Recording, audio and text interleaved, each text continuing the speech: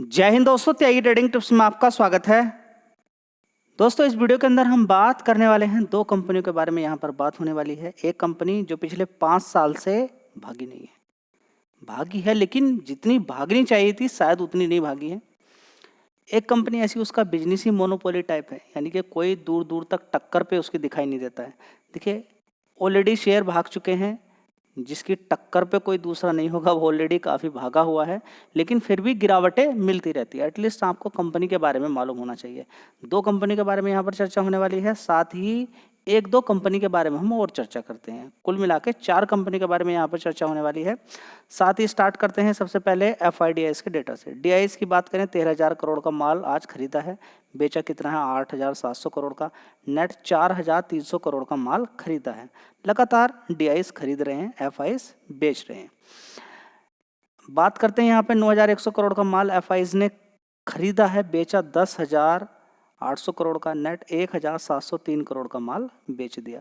तो नेट बिकवाली ही कर रहे हैं FIs। चलिए दोस्तों, कंपनी का नाम है डिक्सन टेक्नोलॉजी। बड़ी ही शानदार कंपनी है। कुछ समय पहले अगर आप देखें, ये 2,900 रुपये का शेयर था। कितना? 2,900 रुपये का। आज की डेट में 17,625 रुपये तक पहुंच चुका है। बीच बीच में गिरावटें आपको देखने को मिलेगी। याद रखिएगा, जब कोई बढ़िया मजबूत कंपनी है तो अच्छी खासी उसके अंदर गिरावट होने दें। 16,600 रुपये से शेयर गिरकर कितना पहुंच गया? 14,000 रुपये तक। थोड़ा सा इंतजार किया, 17,600 तक पहुंच गया। तो इसी तरीके की बीच बीच में गिरावटें मिलती रहेंगी। बात करें कंपनी के अंदर क्या खास बात है, 1,00,000 करोड़ का मार्केट कैप है, यानी कि अभी भी उम्मीद है लेकिन गिरावट में। सबसे पहले देखें इस कंपनी का काम क्या है। स्मार्टफोन्स बनाती है, ठीक है, खुद से ही बनाती है और काफ़ी सारी कंपनियों के साथ मिलकर ही बनाती है। खासकर चाइनीज़ कंपनियों के साथ मिलकर ये स्मार्टफोन बनाती है। देखिए, चाइनीज़ कंपनी की बात करें तो स्मार्टफोन में वो नंबर 1 है। कंपनी की बात करें, स्मार्टफोन से लेकर इलेक्ट्रॉनिक का काफ़ी सामान, होम अप्लाइंसेस का सामान, इसके अलावा CCTV कैमरास, LED टीवी हो, प्लाज्मा टीवी हो, ठीक है। इसके अलावा अगर बात करें एयर कंडीशनर हो या रेफ्रिजरेटर, वॉशिंग मशीन हो, या फिर हम बात करें, इसके अलावा काफ़ी सारे सामान होते हैं जो कि मार्केट के अंदर बिकते हैं, ये कंपनी बनाती है। Xiaomi की बात करें, ओप्पो की बात करें, मोटरोला की बात करें, ये सब इस कंपनी के बड़े बड़े क्लाइंट हैं जिनके लिए फ़ोन बना के देती है। तो सबसे ज़्यादा बिजनेस इसका कहाँ से आता है? मोबाइल से, मोबाइल बनाने में।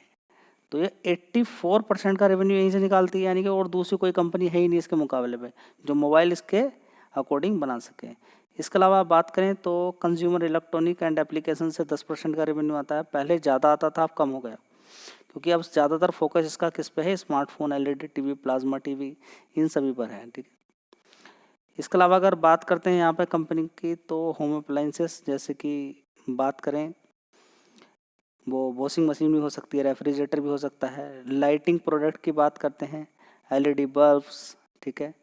इसके अलावा डाउन लाइटर्स की अगर बात करते हैं, ये कंपनियां बनाकर तैयार करती हैं। चलिए, तो ये तो क्लियर हो गया कि जो कंपनी LED टीवी से लेकर ट्यूबलाइट से लेकर सारी चीज़ें बना के तैयार करती हैं, इसका आने वाले टाइम में डिमांड बनी रहने वाली है। बात करते हैं डिक्सन टेक्नोलॉजी के अंदर क्या चीज़ें शानदार है वो आप देख लीजिए। एक साल पहले जून क्वार्टर में 6,500 करोड़ का रेवेन्यू था क्वार्टरली बेसिस पे। उसके बाद 11,500 करोड़, उसके बाद 10,400, उसके बाद पिछले मार्च क्वार्टर की अगर बात करते हैं 10,200 करोड़ था। सीधा कितना हो गया? 12,836 करोड़। परफॉर्मेंस में कोई कमी नहीं है, बड़ा शानदार परफॉर्मेंस देखने को मिल रही है। लेकिन ऑपरेटिंग प्रॉफिट थोड़ा सा और अच्छा होता तो और अच्छी बात थी, लेकिन फिर भी 482 करोड़ है। पहले 443 था, उससे पहले 391 करोड़, पहले 426, उससे पहले 248 करोड़, यानी कि ऑपरेटिंग प्रॉफिट में भी कोई दिक्कत, कोई परेशानी नहीं है। इसी तरह से नेट प्रॉफिट एक बार देख लीजिए, 280 करोड़ का दिखाया गया है, ठीक है, जो कि कम है थोड़ा। 465 करोड़ था, उससे पहले 216, उससे पहले 412 करोड़, ठीक है, उससे पहले 140 करोड़, ठीक है। अगर शेयर काफ़ी ऊपर है तो काफ़ी चीज़ें अच्छी होनी चाहिए कंपनी के अंदर। कमाल की बात यह है कि अगर इस कंपनी का FIDIS का डेटा आप उठा के देख लें तो देखिए, FIs इस कंपनी के अंदर काफ़ी थे। 23% की हिस्सेदारी थी, 23 से गिरते गिरते 20% की रह गई। और इस कंपनी के अंदर 23% की हिस्सेदारी थी DIS की, 23 से 26% की हो गई है, ठीक है। तो अगर FIs माल बेचते हैं, DIS खरीद लेते हैं तो एक अच्छी बात है। चलिए दोस्तों, बात करते हैं अगला शेयर CESC लिमिटेड। कौन सा शेयर है? CESC limited. 156 रुपये का भाव है। और बात करते हैं तो 2.5% की तेजी देखने को मिली। कितनी? 2.5% की। अगर यहाँ पर देखने की कोशिश करते हैं 6 महीने में तेजी है, 1 साल का चार्ट पैटर्न देखते हैं तो देखिए गिरावट ही यहाँ पर देखने को मिल रही है। लेकिन कमाल की बात यह है कि देखिए ये सारी चीज़ें आपको देखनी चाहिए। एक बढ़िया कंपनी आपने देख ली, लिस्ट बना ली, उसके बाद गिरावट ढूंढनी होती है। देखिए 206 रुपये से शेयर गिरता गिरता कितना गिरा था आप देख सकते हैं, कितनी बड़ी गिरावट इसके अंदर हुई थी। देखिए अपॉर्चुनिटी इसको बोलते हैं, जहाँ पर डर जाते हैं। 35% की गिरावट, 38% की गिरावट थी और 38% की गिरावट से नीचे के लेवल से बड़े प्लेयर ने माल खरीदा, कितना बड़ा पैसा बनाया ये देखिए, 43% का रिटर्न बना दिया। ठीक है, अब जब 43% का रिटर्न नीचे के लेवल से बनते हैं तो फिर क्या होता है, प्रॉफिट बुकिंग आती है।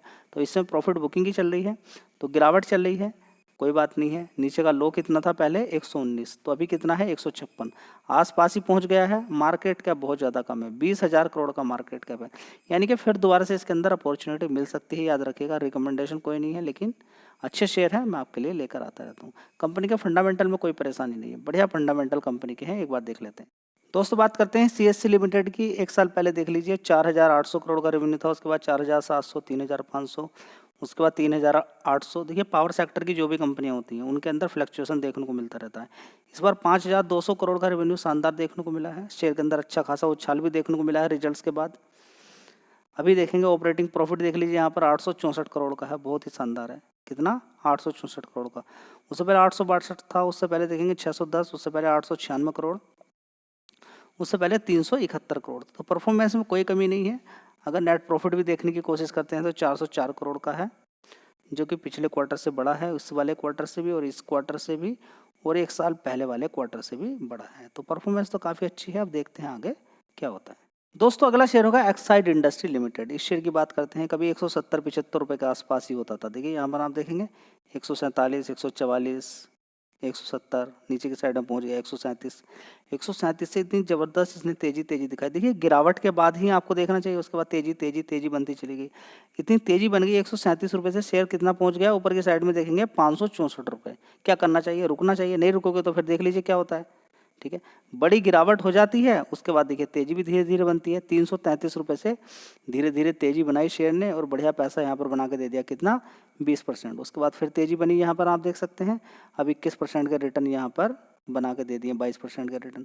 अब आगे देखते हैं कि फिर कितनी तेजी बनती है। कंपनी बढ़िया है, कंपनी में कोई दिक्कत परेशानी नहीं है। फिलहाल यहाँ पर देखेंगे 35,000 करोड़ का मार्केट कैप है।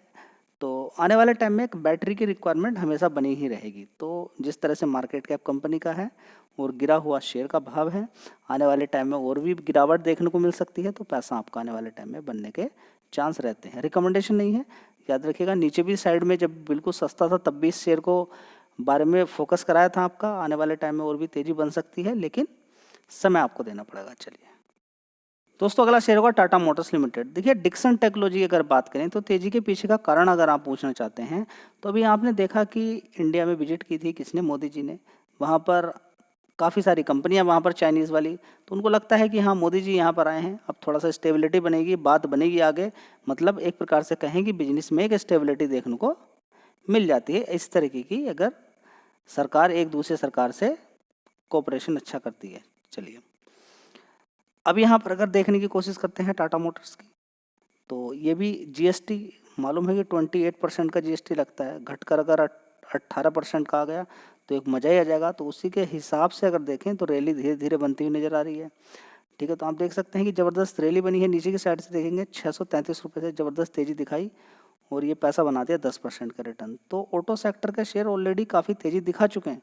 आप देखिए उठा के, ज़्यादातर ऑटो सेक्टर के शेयर में ऑलरेडी तेज़ी बन चुकी है, यानी कि अगर रिजल्ट्स भी अच्छे आ जाते हैं तब भी कोई फ़र्क नहीं पड़ेगा। फिलहाल बढ़िया शेयर है, ऊपर की साइड में 1100 रुपये तक गया था। देखते हैं आगे क्या होता है। दोस्तों अगला शेयर होगा संवर्धना मदरसन इंटरनेशनल लिमिटेड। बोनस दिया था, अभी हाल फिलहाल में गिरावट हुई, आने वाले टाइम में फिर उम्मीद है कि आने वाले टाइम में और अच्छा पैसा बना के आपको दे सकता है। और जिस तरीके से लगातार, कल भी इस शेयर के बारे में चर्चा की थी कि कंपनी लगातार दूसरी बड़ी बड़ी कंपनियों का एक्विजिशन कर रही है। तो बड़ी बड़ी कंपनियों का एक्विजिशन अगर कंपनी करेगी तो आने वाले टाइम में क्या होगा, कंपनी का और प्रोडक्शन बढ़ेगा। ग्लोबली कंपनी का अच्छा कमांड है, 89% विदेशों से आता है कंपनी का। तो अगर ऑटो सेक्टर के लिए इंडिया के अंदर कोई अच्छी बात होती है तो फिर ये बात करें तो इस कंपनी के लिए भी अच्छी बात होगी। लेकिन फिलहाल इंडिया से कम ही इस कंपनी का बिजनेस आता है, विदेशों से ज़्यादा आता है। अगर देखिए यूरोप के अंदर, अमेरिका के अंदर या अलग अलग कंट्रीज़ के अंदर दिक्कत परेशानी चलती हैं तब इस कंपनी में प्रभाव देखने को मिलता है। चलिए, वीडियो अच्छी लगी लाइक शेयर कर दीजिएगा। धन्यवाद।